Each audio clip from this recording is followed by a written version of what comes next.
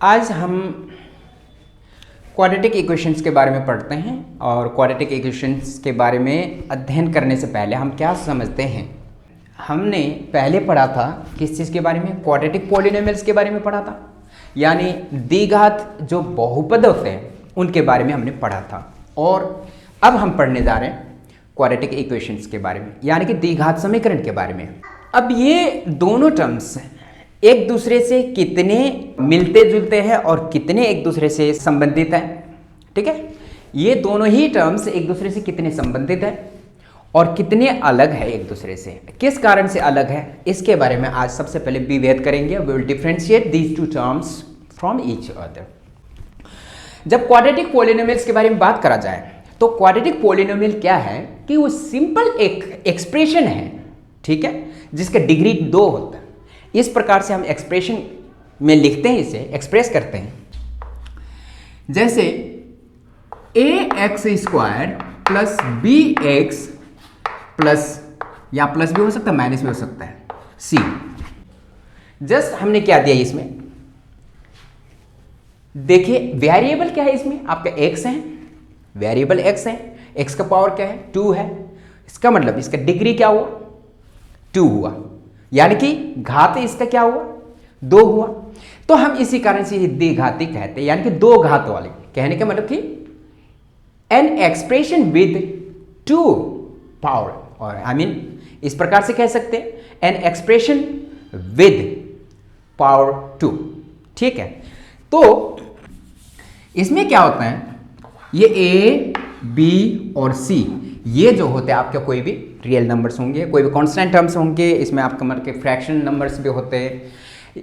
अब देखिए rational numbers भी इस हिसाब से कैसे होगा, जैसे -3x² प्लस 5x माइनस 3, ये एक इक्वेशन है, सॉरी एक इक्वेशन बोल रहा हूँ, एक एक्सप्रेशन है। इस एक्सप्रेशन में हम क्या करते हैं, उसमें हमने क्या पढ़ा था कि मतलब कि डिपेंडेंट जो डिपेंडेंट वेरिएबल और इंडिपेंडेंट वेरिएबल के बारे में भी हमने पढ़ा था। यहां पर क्या होता है, इक्वल टू 0 नहीं होगा, इक्वल टू 0 नहीं होगा, ठीक है। अब इसमें क्या है, आपके जो x जो है वेरिएबल है, वेरिएबल को हम क्या कहते हैं, चर कहेंगे, ठीक है, क्या कहेंगे, चर कहेंगे। और ये आपके कोएफिशिएंट है, कोएफिशिएंट है, यानी कि इसे हम क्या कहेंगे, गुणांक भी कहते हैं। और उस अच्छा, अब हम क्या करते हैं कि इधर आपको क्वाड्रेटिक इक्वेशन जो होते हैं, यानी कि द्विघात समीकरण जो है, ये इससे कैसे संबंधित है भाई, सिंपली ये जो जितने भी है सेम टू सेम उठा करके इस तरफ ले आओ। जैसे ax² plus minus bx plus minus c equal to 0। Difference क्या हुआ, फर्क तो कुछ है ही नहीं। यस ऑब्वियसली यहां पर फर्क है। फर्क क्या है, इसमें इक्वल टू 0 नहीं है और इसमें इक्वल टू 0 है। यूं समझ लीजिए कि जो द्विघाती समीकरण होगी, कोई भी द्विघात समीकरण होंगे, यानी कोई भी क्वाड्रेटिक इक्वेशंस होंगे तो वो इक्वल टू 0 होंगे, और कोई भी आपके पॉलिनोमियल्स होंगे तो इक्वल टू 0 नहीं होंगे। दोनों में इतना डिफरेंस है, ठीक है। अच्छा, अंतर तो हमें पता चल गया, विभेद तो हमने कर दिया, we have differentiated them from each other.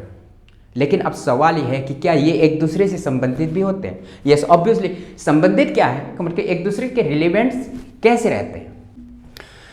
इसमें भी पावर 2 है और इसमें भी पावर 2 है। वेरिएबल्स आपके मतलब कि वेरिएबल्स की पावर यहाँ पर 2 है और यहाँ पर 1 है और यहाँ पर x के पावर 0 है, ठीक है, यानी 1 हो जाएगा तो आपका, ठीक है। इसमें भी सेम टू सेम वही है। एक तो फॉर्म जो होता है, जनरल फॉर्म जो होता है, इसमें इक्वल टू 0 नहीं है और इसमें इक्वल टू 0 है, बस इतना डिफरेंस है। बाकी सारे के सारे एज इट इज उसी को उठा करके इसमें रख दीजिए, बस कोई डिफरेंस नहीं है बाकी, और इक्वल टू 0 का डिफरेंस है। सेकेंड वाला क्या है, जब हम किसके बारे में बात करते हैं, क्वाड्रेटिक पॉलिनोमियल्स के बारे में बात करेंगे, तब हम हमेशा शून्यकों के बारे में बात करते हैं। किसके बारे में बात करते हैं, शून्यक जो होते हैं, जीरोज जो होते हैं, उनके बारे में बात करते हैं। किसके बारे में? जीरोज, जीरोज यानी कि शून्यक के बारे में बात करते हैं। ठीक है, शून्यक क्या होते हैं इनके बारे में बात करते हैं हम। जो क्वाड्रेटिक पॉलिनोमियल्स होते हैं उनमें आपके शून्यक होंगे यानी कि जीरोज होंगे, लेकिन क्वाड्रेटिक इक्वेशंस होते हैं तो उसमें आपके रूट्स होंगे। ठीक है, क्या होंगे? रूट्स होंगे। अच्छा, अब हम क्या बात, रूट्स कहने का मतलब आपके क्या चीज़ है? हिंदी में इसको कहा जाता है मूल। क्या होते हैं? मूल। ठीक है, अब ये बताते हैं हम, अगर रूट्स के बारे में बात करें और मूलों के बारे में बात करें कि ऐसे कोई भी रियल वैल्यूज यानी कि ऐसे कोई भी अंक, कोई भी आपके मतलब रियल नंबर्स जो कि क्वाड्रेटिक इक्वेशन को या फिर क्वाड्रेटिक पॉलिनोमियल को सेटिस्फाई करें, क्वाड्रेटिक पॉलिनोमियल को सेटिस्फाई करता है तो उसको हम क्या कहेंगे? जीरोज कहेंगे। और इधर क्या हो जाएगा आपका? क्वाड्रेटिक इक्वेशन को सेटिस्फाई करेगा तो उसे हम क्या कहेंगे? रूट्स कहेंगे हम। तो कहने का मतलब कि इसमें क्या चीज़ है कि सपोज कर लेते हैं x, अब देखो यहां पर आपका क्या चीज़ है? 3x² माइनस 3 ये दे दिया जाता है। तो हम क्या कर लेते हैं? p y मान लेते हैं हम। ठीक है, इक्वल टू, या फिर पी वाई की जगह हम ये दे देते हैं कि P1, इसमें x इक्वल टू, जब हम 1 लेते हैं, x के जगह 1 लेते हैं। ठीक है, तो क्या हो जाएगा आपका 3 इंटू 1 का स्क्वायर माइनस 3 इक्वल टू आपका 3 minus 3 equal to 0। P1 equal to 0 होगा, P1 इक्वल टू 0 होगा, यानी आपका x इक्वल टू 1 जो है यह आपका इस पॉलिनोमियल का क्या है? 0 है। समझ आ रहा नहीं आ रहा? यानी अगर हम चेक करेंगे x इक्वल टू 1 इसी वैल्यू में पुट करेंगे 3x² माइनस 3, तो इसमें आपका क्या हो जाएगा? एक वैल्यू k आएगा, रियल वैल्यू k आएगा, इक्वल टू आपका 3 इंटू 1 का square minus 3 equal to 3 minus 3 k का वैल्यू, और k इक्वल टू आपका क्या हो जाएगा? 0। तो जब k का वैल्यू 0 आ जाए अब हम इसमें चेक करते हैं क्या चीज़ है। कहने का मतलब देखो इसमें क्या है कि ये वैल्यू जो है इसमें अगर हम x का वैल्यू जो दिया है 1 रखेंगे तो आपके 0 आ जाए। तो जिस वैल्यू को हमने पुट किया है इस इक्वेशन में, तो वही वैल्यू अगर इसको 0 दिलाता है, सेटिस्फाई करता है, तो उसको हम पॉलिनोमियल का 0 कहेंगे यानी शून्य कहेंगे। तो यहाँ पर 0 इक्वल टू क्या हो जाएगा आपका? 0 यानी कि शून्य की इक्वल टू आपका क्या होगा? 1। समझ आया? इसी प्रकार से अगर हम क्वाड्रेटिक इक्वेशन में पढ़ते हैं तो क्वाड्रेटिक इक्वेशन में हमें सेम टू सेम उसी पॉइंट से हम देखते हैं अगर, तो ऐसा होता है जैसे सपोज कर लेते हैं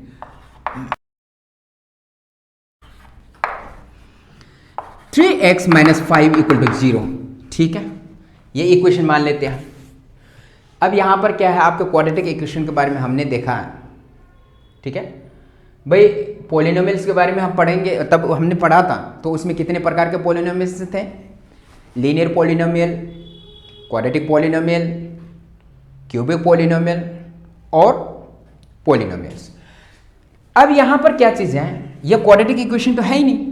अब अगर हम ये देखेंगे कि यहाँ पर चलो ठीक है 2x² इज इक्वल टू आपका क्या हो जाएगा 2x² इक्वल टू हम ले लेते हैं 4। ठीक है, x² इक्वल टू क्या हो जाएगा आपको 4/2, x² इक्वल टू 2 और x इक्वल टू आपका √2। ये √2 को जो √2 है उसको अगर इसके वैल्यू में पुट करेंगे तो आपको 4 आना चाहिए। चेक करते हैं तो क्या होगा 2x² equal to 4, right left hand को ले लो 2 इंटू एक्स के जगह √2 का square equal to 2 into 2 equal to 4। ठीक है, कहने का मतलब ये सेटिस्फाई कर गया। x के वैल्यू √2 पुट करेंगे तो इस क्वाड्रेटिक इक्वेशन को सेटिस्फाई करता है। तो ऐसे वैल्यू जो होते हैं इन्हें हम क्या कहेंगे, क्वाड्रेटिक इक्वेशन के रूट्स कहेंगे। समझ आ रहा। अब रूट्स जो है, अब कई बार इक्वेशन में क्या होता है, इक्वेशन में कई बार क्या होता है कि सपोज कर लेते हैं हमने क्या कर दिया, 6x² minus x minus 2 equal to 0। ये क्वाड्रेटिक इक्वेशन है, ठीक है, it is a quadratic equation. अच्छा, अगर हम इसे सॉल्व करेंगे, when we solve this equation we have two values. कैसे? 6 इंटू 2 क्या हो जाएगा आपका, 12 हो जाएगा, माइनस 12 क्या करेंगे हम, 4 3 जा 12, कितना करेंगे, 4 3 जा 12, प्लस माइनस करके इतना आ जाएगा। ये तो आप लोगों को पता ही है, 8th क्लास में आप लोगों ने किया है। 6x² minus 4x plus 3x minus 2 equal to 0, simply, ठीक है। अब हमारे पास क्या है कि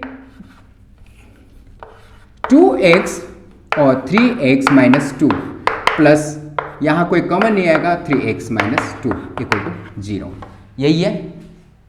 अब हम क्या करते हैं, 2x प्लस 1 और 3x माइनस 2 इक्वल टू 0, यही है।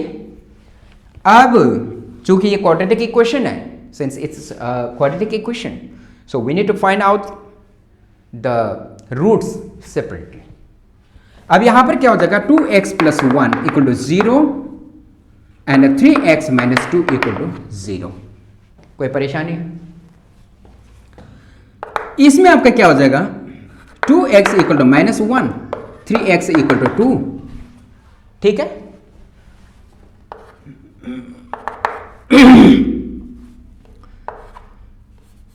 x इक्वल टू माइनस 1/2 और x इक्वल टू 2/3। अब यहां आप लोगों को पता चल रहा है कि x के तो दो वैल्यूज आ गए। माजरा क्या है,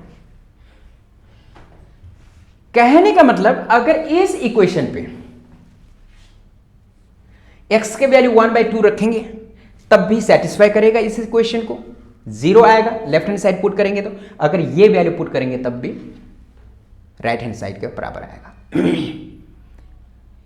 ठीक है। क्यूबिक इक्वेशन होगा तो उसमें 3 रूट्स निकल आएंगे। पोलिनोमियल्स के बारे में बात करें तो अगर, अच्छा, now sometimes what happens when we find the roots of the equation, quadratic equation we are talking about, what happens, we find not only one root but 2 roots are found. Okay, there are 2 roots of quadratic equation, so we simply name them by alpha and beta. ऐसे जो roots होते हैं उनका alpha और beta root से, यानी कि मूल जो होते हैं, अल्फा मूल इक्वल टू आपका -1/2, ये लिख लो, ठीक है, दे दो, मान लेते हैं। तो बीटा मूल इक्वल टू क्या हो जाएगा आपका, बीटा मूल इक्वल टू 2/3, ठीक है। वैसे तो बीटा मूल जो होता है वो हमेशा नेगेटिव में आता है, तो इस कारण से आप ये लिख सकते हो बीटा इक्वल टू -1/2 और अल्फा इक्वल टू क्या होगा आपका 2/3। इस हिसाब से आप लोग लिख सकते हैं। Okay, means when you found that x equal to 1/2 -1/2 and x equal to 2/3, both the values are satisfying this equation. Okay, these 2 values are satisfying this equation in the sense when you put these 2 values into this equation, you will get left hand side is equal to right hand side. It means when you put the value x equal to -1/2 in this value or this equation, you will get left hand side 0. Okay, okay, and on the other hand, when you put x equal to 2/3 on the same equation, then you will get 0 again. It means x equal to -1/2 and x equal to 2/3, both the roots are satisfying, both the values are satisfying this equation. It means these 2 the value of x are called the roots of this quadratic equation. Okay.